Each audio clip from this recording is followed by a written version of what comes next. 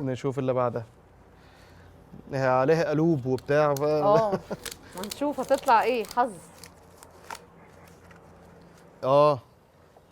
الذكاء الصناعي.